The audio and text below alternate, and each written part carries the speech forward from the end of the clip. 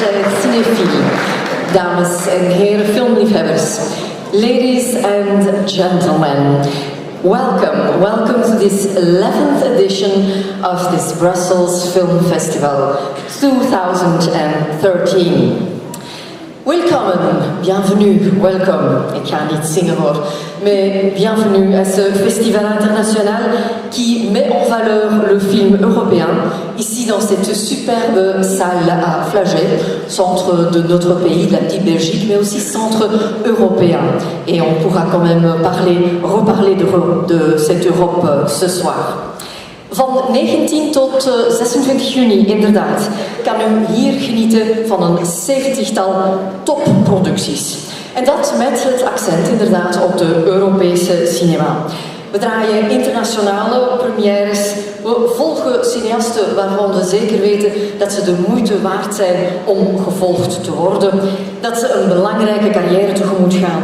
En we leggen ook, net zoals in de vorige edities, de nadruk op muziek. Zo zal u kunnen genieten van twee langspeeldocumentaire muziekfilms. En dan heb ik het over de film van en met Daan. En ook de film natuurlijk met Bent van Looy. Mensen die hier overigens ook op het festival aanwezig zullen zijn. En dat natuurlijk ook altijd samen met onze buitenactiviteit. U weet het, vrijdagavond Last Tango Libre, buiten een speciale ambiance toch wel.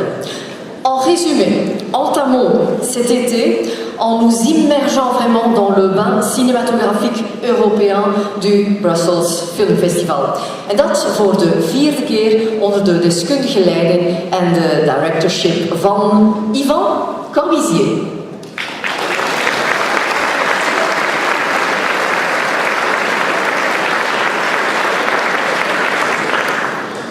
Bonsoir à tous, à toutes, goedenavond. Je reste toujours impressionné par la salle et par... voilà, vous êtes venus nombreux, je suis ravi. Voilà, ça fait quelques mois qu'on travaille sur cette édition, cette 11e édition. On a vu plus ou moins 870 films, un peu plus. Un petit comité de programmation et on a vu ça avec passion, avec envie de découvrir des choses et on a découvert finalement une 50aine de films qu'on a sélectionnés. À notre avis, c'est un petit peu une radiographie, une vitrine du cinéma européen aujourd'hui. Pour nous, c'est en tout cas les films qui nous ont marqués, qui nous ont touchés. Parfois, c'est par des films qu'on a trouvé derrière les images, un réalisateur qui avait quelque chose à nous dire, parfois par son audace, parfois par sa thématique, parfois sa manière de réaliser. Parfois, ce sont des premiers films, des jeunes réalisateurs qui concourent donc pour le White Iris Award.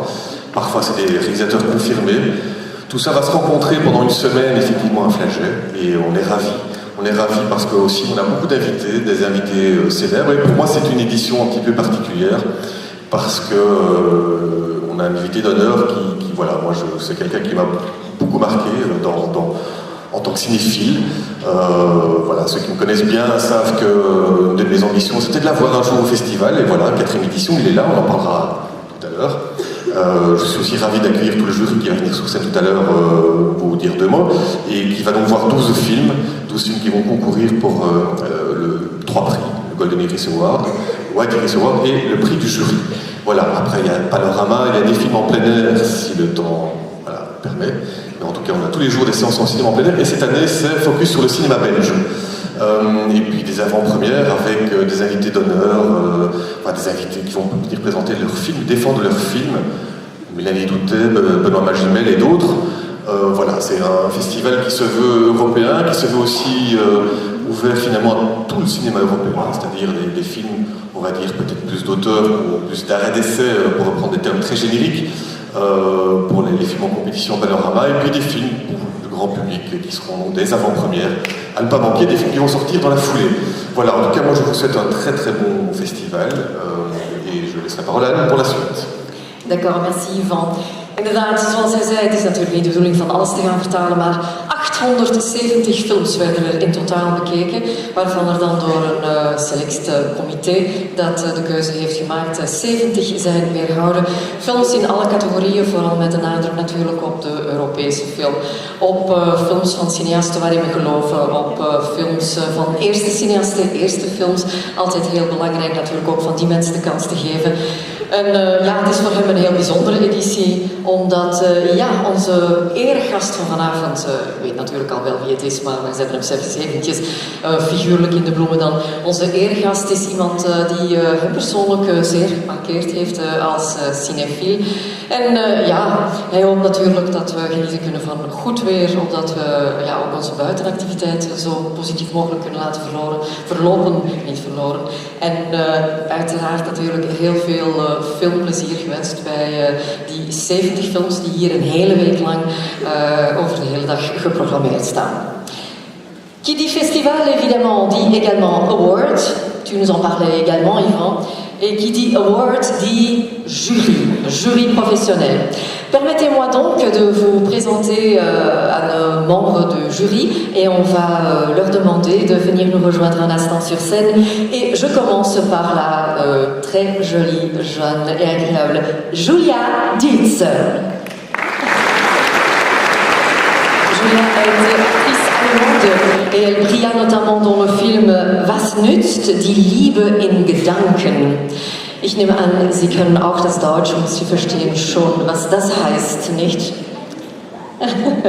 Please? I'm sorry, that's live. The Iron Sky, she added. Okay, then our second guest, Astrid Wetznal. Bonsoir. Compatriote, évidemment, élégante comme vous pouvez le constater, belle mais beaucoup plus importante, talentueuse, infatigable et insatiable.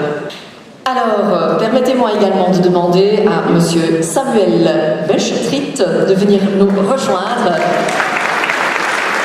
Il y a quelques années, je me souviens que je suis allée voir J'ai toujours rêvé d'être un gangster. Voilà le gangster parmi nous. Et après le gangster, on va peut-être appeler un élève. Et si je dis élève, vous savez évidemment que je vais ajouter élève libre, nue propriété à perdre la raison. Joachim Lafosse. En ik zet dit rijtje even verder en we sluiten ook de jury dan meteen af. Dat doe ik in het Nederlands, want mag ik verwelkomen Sam Louik. Onze duizendvold van dienst, choreograaf, danser. Ik had net een heel aangenaam gesprekje met hem. Anyway the Wind Blows, Tom Barman, u weet nog wel, Lost Persons Area van Caroline Strubbe. Onze jury voor dit Brussels Filmfestival geeft u een applaus. On va peut-être leur demander aussi de venir un peu plus près parce que notre photographe va bien vous prendre en photo. Bon bah écoutez, c'est évidemment un plaisir de participer à ce jury. Et ce qui est magnifique avec les films, c'est que les films nous permettent de parler de nous sans dire que c'est nous. Et participer à un jury, pour moi, c'est toujours une manière pudique de se dévoiler et de rencontrer d'autres gens qui se dévoilent aussi, mais sans dire que c'est eux. Et ça, c'est un moment particulier. Je voudrais remercier l'organisation et puis te remercier pour l'invitation. Et puis dire que c'est évidemment un plaisir de pouvoir, grâce au festival, rencontrer Bertrand Tavernier. J'espère que vous serez nombreux à sa leçon de cinéma. Et puis, bon film à vous, quoi.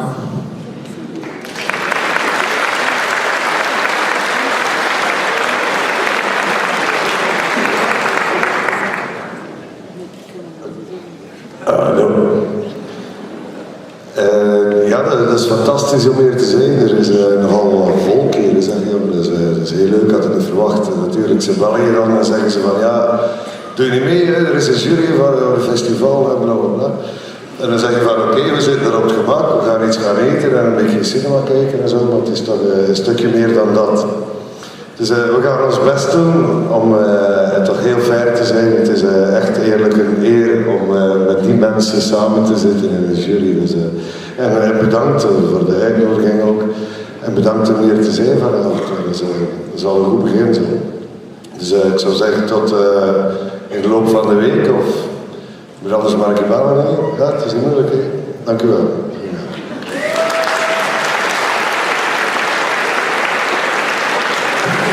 Pour tout dire Samuel, qu'il était tellement impatient de venir qu'hier il était déjà à la gare à Bruges pour venir. Donc il nous a appelé, j'arrive. Donc voilà, on n'était pas prêt. Et pour Joachim, c'était pas tout à fait un hasard, puisqu'on a passé 100 ans heureux en 2005 ou 2006 au festival, et tous les deux on en garde un très bon souvenir. Donc voilà, je suis très, très content de l'accueillir dans le jury cette année.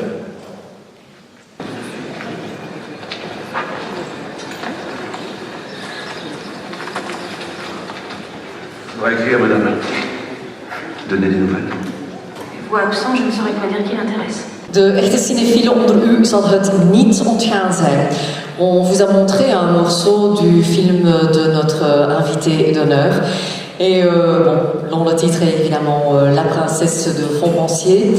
Et notre invité d'honneur, eh bien, on serait ravis, et j'ai la joie vraiment et le grand honneur de vous présenter cet invité. Vos applaudissements s'il vous plaît, Monsieur Bertrand Tavernier.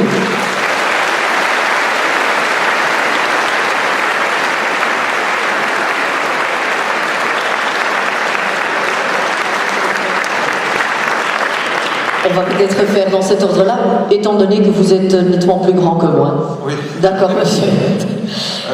Et voilà, on vient de montrer un extrait de ce film, un film qui est passé en 2010 au Festival de Cannes, mais qu'on aura l'occasion de redécouvrir ici, et je sais que c'est un film qui vous tient vraiment à cœur. Oui, parce que d'abord, ça a été 1 an et demi de bagarre auprès de banquiers. Vous savez, les banquiers, non seulement ils nous ruinent, mais aussi ils essayent de nous dire quel genre de film on doit faire. Ah bon, d'accord. Et on m'a longuement expliqué qu'un film historique ne pouvait pas intéresser les gens. C'était impossible que ça les intéresse. Bon, j'ai quand même fait 800 000 entrées, ça va. Mais voilà, donc j'ai regardé. Mélanie Thierry, c'était formidable. C'était un des grands moments de ma vie, c'est Mélanie, la rencontre avec Mélanie Thierry, avec Lambert Wilson. Wilson, qu'on vient de voir évidemment Voilà. tout à l'heure, oui, Voilà. c'est ça. Voilà. Et d'un autre côté, vous dites, bon, ils vous ont peut-être reproché dans un premier temps que ce soit un film historique, mais bon, un roman qui a été écrit en 1660, 17e siècle. Une nouvelle, oui. Elle fait 30 pages. Madame de Lafayette, hein, c'est ça, on en a... Moi, j'arrive à faire un film de 12h10 De- avec 30 pages. 30 pages. Heureusement qu'elle n'en a pas écrit plus, parce que là, vous ne seriez pas sorti. Sortie de l'auberge, tout à fait. Mais je veux dire, quand on regarde le thème finalement, maintenant, au XXIe siècle, ça n'a presque pas changé. C'est-à-dire, le fait de devoir choisir entre la passion et le devoir, ça ne reste pas actuel. Oui, ben Donc- le rôle des femmes, les femmes qui essayent de s'éduquer pour résister, ça, je vois ça dans le monde entier, partout. Partout. J'en ai rencontré pendant que je présentais le film en France, où je rencontrais des jeunes filles maghrébines, turques, qui me disaient mais ce film, il n'est pas historique, il est sur nous. Voilà, Il est justement. sur des gens qui essayons d'apprendre, hélas, l'intolérance religieuse, les massacres dans les églises, les tueries au nom de Dieu. Pour le moment, ça fait toujours la première page des journaux. Donc je pense que l'histoire n'est pas quelque chose de passé. Non. L'histoire, c'est présent. C'est Faulkner qui disait le passé, ça n'est pas c'était, le passé, c'est.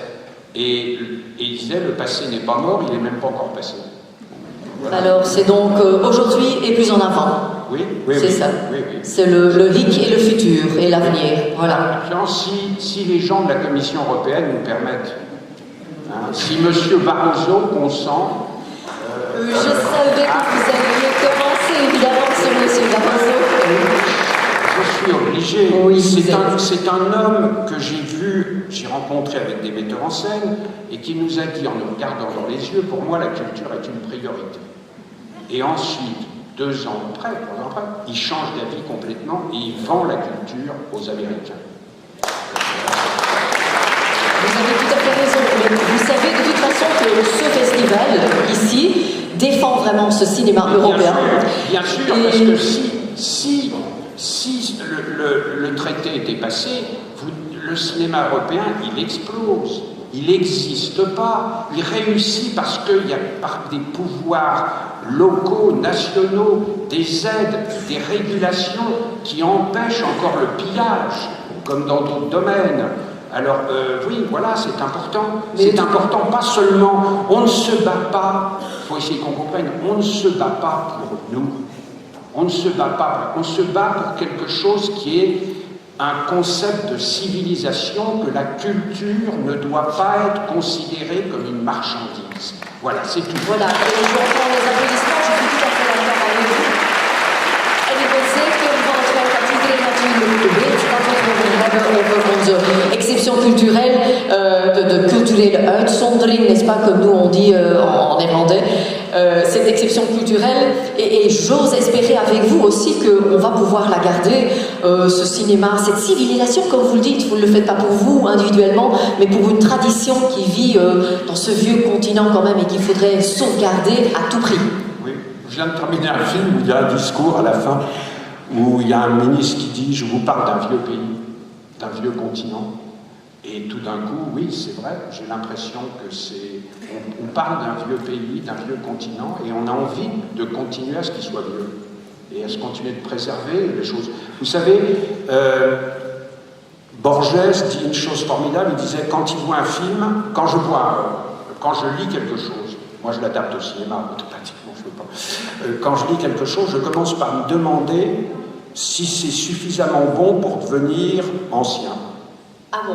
Voilà. C'est une façon de voir les choses aussi. Est-ce que ça peut traverser le temps? Oui. Il faut préserver cette culture. Il faut la préserver pour pouvoir la continuer. Oui, mais bon, c'est ce qu'on va essayer de faire. Et de toute façon, on est bien placé ici parce que toutes les personnes pourront encore une fois être vraiment imprégnées de ce cinéma européen et de cet état d'esprit justement de ce cinéma. Quand vous parliez de ce commissaire qui disait quelque chose, c'était dans votre dernier film, Quai d'Orsay? C'est bien ça? C'est un des personnages de Quai d'Orsay. Du Quai d'Orsay. Le Quai d'Orsay qui est, si je vois bien, une adaptation cinématographique d'une bande dessinée. Oui, avec Antonin Baudry et Christophe Blain. D'accord. Sur le ministère des Affaires étrangères. Mais enfin, on est là pour parler surtout des films comme ça, que vous allez voir, qu'un jury va voir, des films de tous les pays. Tout à fait. Il y a des films grecs. Moi, j'adorerais quand Angela Merkel voit un film grec. Oui. Ce serait bon. Voilà. On a des rêves idiots à un moment, mais l'obliger à voir un film grec. On va peut-être demander à notre directeur d'inviter Angela Merkel la prochaine fois pour qu'elle puisse aussi assister à un film grec, pourquoi pas. C'est une bonne idée. Je pense qu'il y a beaucoup d'hommes politiques dans le pays qui auraient intérêt à voir nos films parce que je pense qu'ils découvriraient des choses qu'ils ne connaissent pas. Moi, le nombre de choses que j'ai appris à des hommes politiques à travers mes films, c'est formidable. Ça vous dit ça. Wat hij dus allemaal van politici heeft geleerd in heel die carrière, ja, dat laat niets aan het toeval over. Je rappelle que tous vos films, presque, allez, l'intégralité presque de vos films est à voir ici, est à découvrir dans ce qu'on appelle Cinémathèque tout au long de l'été. Een hele zomer lang dus al die films van Bertrand Tavernier te herontdekken. Philippe Noiret dans Coup de Torchon. Allez, quand vous en avez fait autant que vous, c'est difficile de les résumer, hein, vous comprenez cela. Oui. Ça commence aujourd'hui. Oui, on va passer. Il y a des documentaires aussi. Oui. J'aime bien des films comme De l'autre côté du périph' ou Mississippi Blues. D'accord, voilà. On les découvrira tout au long de cette Et aussi, alors je ne suis pas seulement quelqu'un qui aime parler de mes films, j'aime parler des films des autres. Et on m'a donné une carte blanche pour que je montre des films français qui sont méconnus. Et vraiment, venez les découvrir. Il y en a qui sont absolument formidables. Des films français des années 30, 40, comme ça, qui sont des films épatants. Je l'ai entendu. Et c'est vous qui avez personnellement fait cette sélection de ces 10 films pour Cinémathèque. Personnellement, tout seul. Ça, très bien. C'est parfait. Au milieu de la nuit, j'ai fait cette sélection. Oui, mais c'est une activité nocturne parfois aussi. Totalement. De toute façon, dans le noir, si on peut dire comme ça. Alors, ce soir, vanavond gaan we nu natuurlijk, we zijn hier voor de openingsfilm Kapringen, A Hijacking. Alors, bon, on va le découvrir ensemble parce que si j'ai bien compris, vous non plus, vous ne l'avez pas encore vu. Mais vous êtes quand même un fan inconditionné, pour le dire ainsi, de celui qui l'a fait, Tobias Lindholm, le cinéaste quand même qui a aussi travaillé avec Thomas Vinterberg pour Submarino. pour Jagden aussi, et qui a aussi quand même écrit les scénarios pour Borgen, qui est une série formidable. Oui. Formidable. Que vous conseillez. Oui. Que je conseille, oui, comme beaucoup de choses qui sont au Danemark. Hein, oui, oui. Il y a des films, des séries de télévisées absolument formidables. C'est ça, d'accord. Voilà. Et on pourra aussi redécouvrir Mads Mikkelsen d'ailleurs de ce cinéma danois de Jagden dans un autre film qu'on va montrer ici. Voilà, prise d'otage sans relâche ni repos, ce sera Kapringen à Hijacking. On va le découvrir ensemble et je vous remercie beaucoup d'avoir été notre invité d'honneur et de rester évidemment auprès de nous tout au long de cette période. Merci. Merci à vous. Na de film laten we natuurlijk niet zomaar naar huis gaan, maar dan tracteren we u graag in de lounge hier bij het buitengaan op het glas van de vriendschap, zoals we dat dan in het Frans noemen, le verre de l'amitié après le film. Et si vous avez le film, eh bien, n'hésitez surtout pas à remplir le petit bulletin de vote avec votre appréciation de ce film-ci. Ladies and gentlemen, may you enjoy this superb week filled with European films, you heard it, des films venant des 4 coins de l'Europe. Ik wens u nu heel veel kijkplezier met Kapringen, opener van het Brussels Filmfestival.